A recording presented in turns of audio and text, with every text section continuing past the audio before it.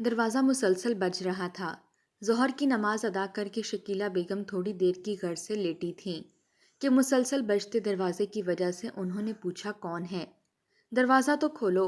शकीला बेगम की बड़ी बहन जुबैदा बेगम की आवाज़ इनकी समातों से टकराई। अरे आपा, कैसे मिजाज हैं आपके? शकीला बेगम ने बड़ी बहन को गले लगाते हुए गर्म जोशी से कहा। बस ठीक हूँ। शकीला बेगम ने बरामदे में पिछली चारपाई पर अपनी बहन को बिठाया। हरम बेटी कहाँ है? चारपाई पर बैठते हुए इनकी बहन ने इधर उधर नज़र दौड़ाई। हरम आओ, तुम्हारी खाला आई हैं। शकीला बेगम ने बेटी को आवाज़ दी थी। अंदाज बेहद मसरूर था। हरम कपड़ों की सिलाई कर रही थी। माँ की आवाज़ सुनते ही कपड़े साइड पर किए और दुपट्टा सर पर लपेटा। आपा आ गई हरम। हरम को कमरे से निकलता देखकर शकीला बेगम ने अपनी बहन को बताया। अस्सलामुअलैकुम खाला जान, कैसी हैं आप? इसने नहायत गर्म जोशी से कहकर खाला का हाथ अपने सर पर रखवाया। वालेकुम अस्सलाम, मैं ठीक हूँ बेटा, जीती रहो मेरी बच्ची, अल्लाह तुम्हारे नेक नसीब करे। जाओ बेटा, खाला जान के लिए शरबत बना लाओ। हरम ने फ़ौरन ही किचन का रुख किया। अरे शकीला, रहने भी दो। आपा देखो ना, कितनी गर्मी है। आप तो पसीने पसीने हो रही हैं। ऐसे मौसम में तो मुझे मालूम है कि आपका बीपी लो हो जाता है, तो ऐसे ही रहने दूं क्या? शरबत तो बनता है ना। अब आपने इतने दिनों बाद चक्कर लगाया है। शकीला बेगम अपनी बहन से पूछने लगीं। बस क्या बताऊं, मेरे बेटे जवाद की तबीयत बहुत ख़राब थी, तो बस घर की ही होकर रह गई। क्यों, क्या हुआ जवाद बेटे को? होना क्या है, वही मौसमी बुखार। ज़रा सा बुखार हो जाए तो ये लड़का मुझे परेशान कर देता है। अल्लाह बच्चे को शफा दे। शकीला बेगम ने मोहब्बत से अपने भांजे के लिए दुआ की। बस बहन, दुआ किया करो। मैं तो चाहती हूँ कि जल्द से जल्द जवाद का फ़र्ज़ अदा कर दूँ, इसकी शादी करवा के। बस फिर मैं पुरसकून हो जाऊँगी।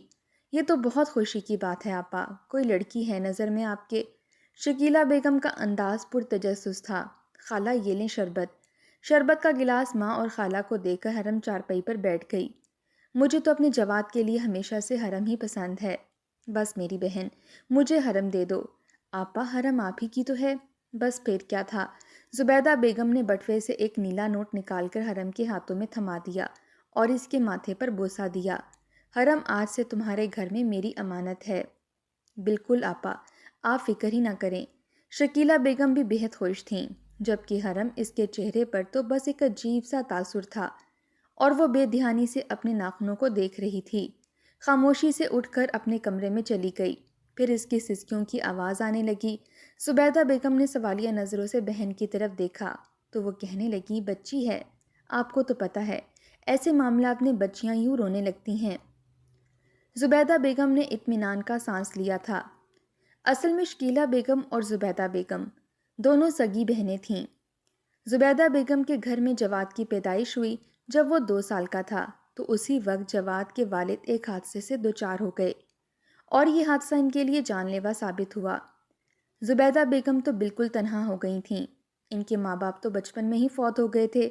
मैके के नाम पर सिर्फ एक बहन थी, शकीला बेगम, जिसकी नई नई शादी हुई थी और ये शादी भी जुबैदा बेगम के शौहर ही ने अपने दोस्त से करवाई थी। इसीलिए बहन और बहनोई ने इस कड़े वक्त में जुबैदा बेगम का हर तरह से साथ दिया। बहनोई की वजह से जुबैदा बेगम को गारमेंट्स फैक्ट्री में मुलाजमत मिल गई, तो वो जवाद को शकीला बेगम के स्पुर्द करके ही जाती थीं। शकीला बेगम ने जवाद को बहुत मेहनत से पाला था। इसी दौरान शकीला बेगम के यहाँ हरम की पैदाइश हुई, तो जुबैदा बेगम की ये दिली ख्वाहिश थी कि वो हरम को जवाद के लिए मांग लें और वो मुनासिब मौके का इंतज़ार करने लगीं।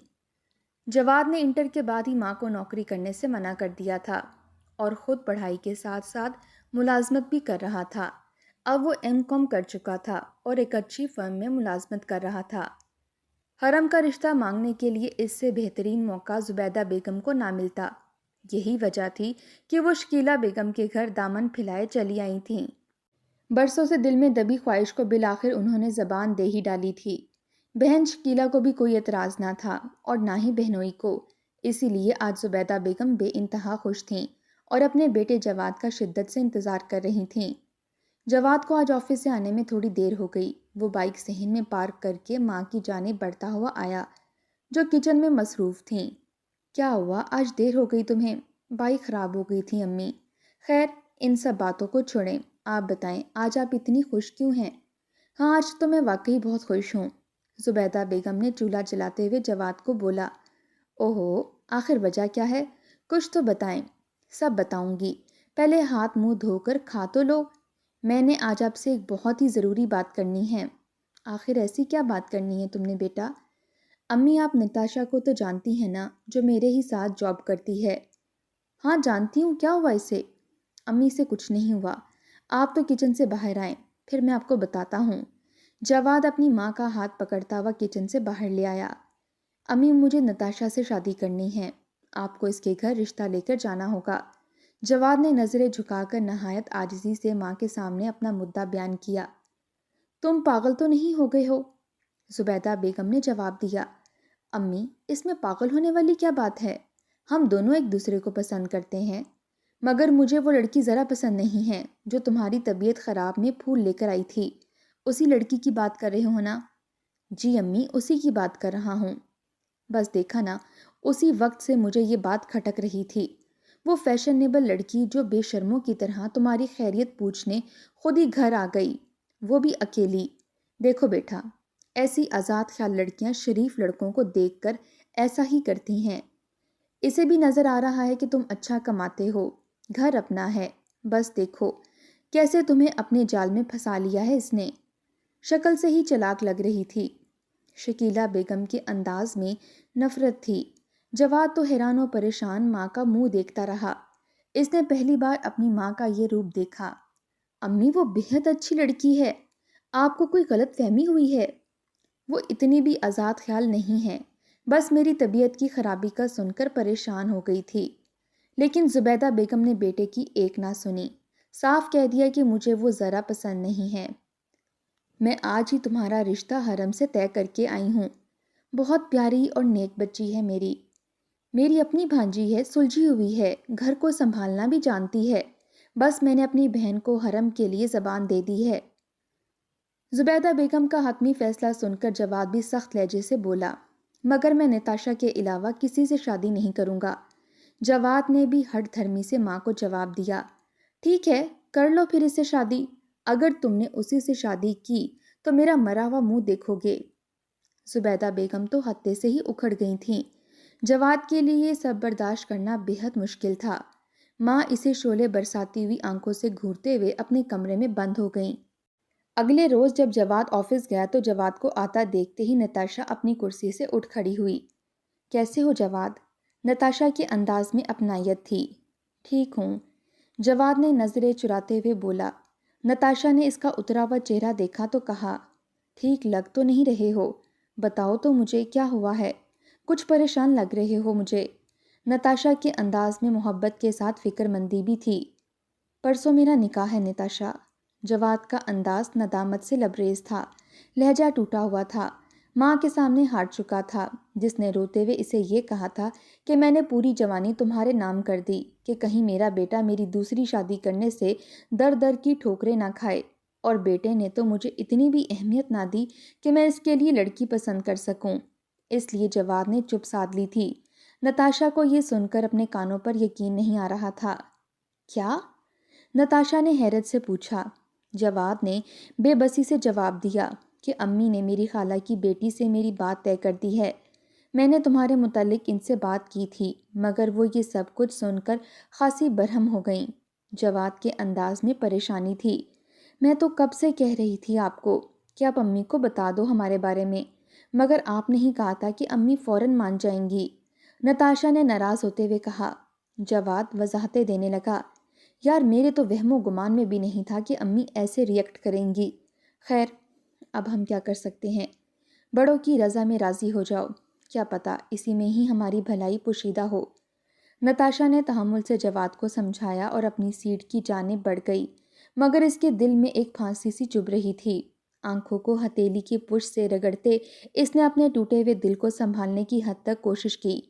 جواد کی آنکھوں میں بھی کچھ پا کر کھو دینے کا گہرا رنج ہلکورے لے رہا تھا۔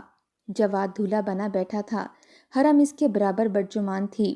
وہ سجی سنوری اپنی دلہن حرم کو دیکھنے سے گریز کر رہا تھا، جبکہ زبیدہ بیگم بہو کو بلائیں لیتی تھک نہیں رہی تھیں۔ ان کی ہر ایک انداز میں اپنی بہو کو لے کر والہانہ محبت تھی جو جواد کو نہایت کوفت میں مبتلا کر رہی تھی۔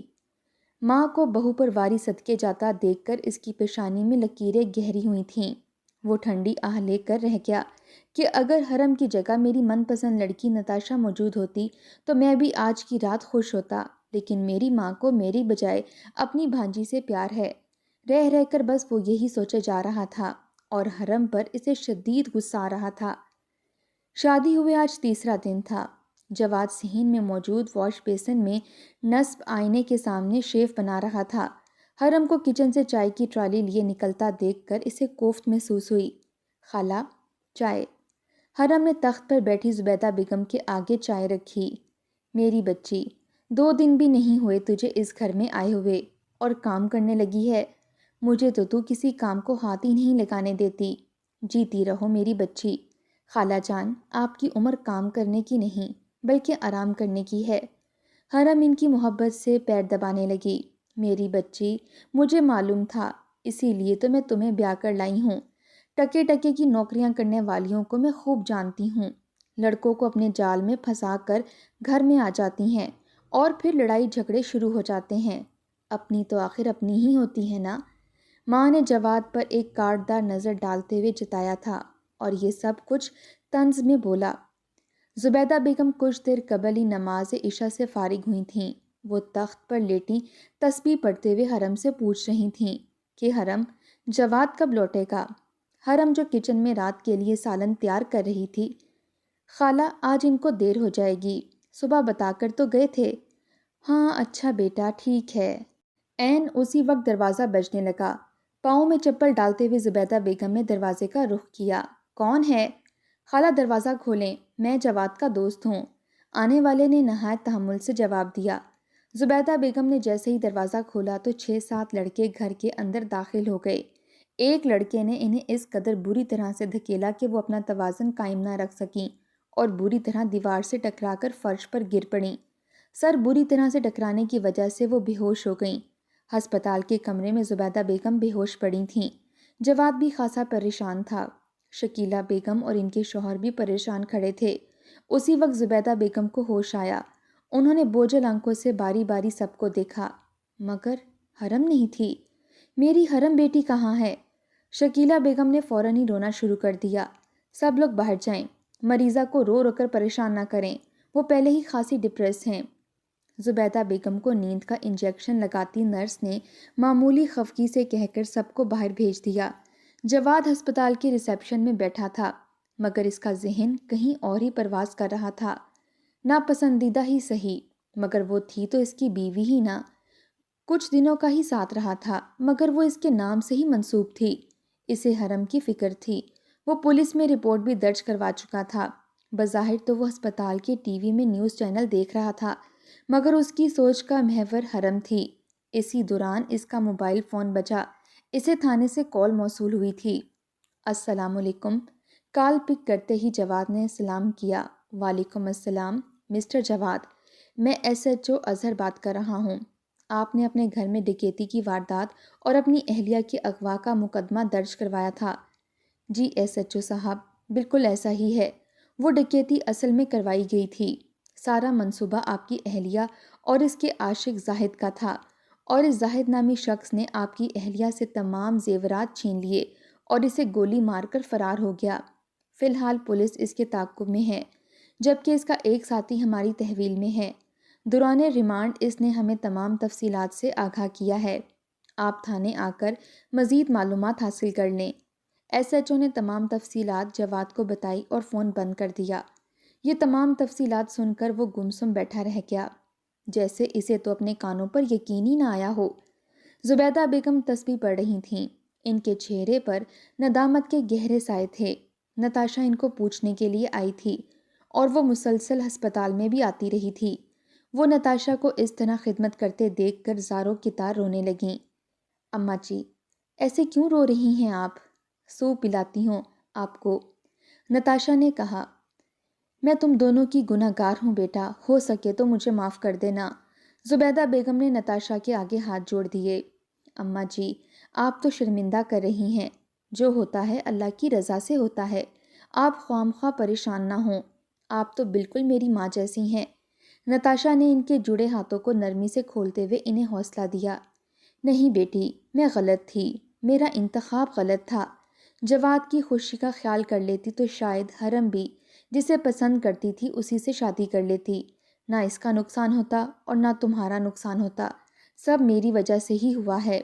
زبیدہ بیگم سخت شرمندہ نظر آ رہی تھیں۔ اماں جی، آپ فکر نہ کریں، میرا تو کوئی نقصان نہیں ہوا، اور جہاں تک بات حرم کی ہے، اگر وہ شخص حرم سے محبت کرتا تو کب کا اسے شادی کر لیتا، اور ایسی بے دردی کے ساتھ اسے موت کے گھاٹ تو نہ اتار دیتا۔ حرم نے جو کچھ کیا وہ نادانی میں کیا۔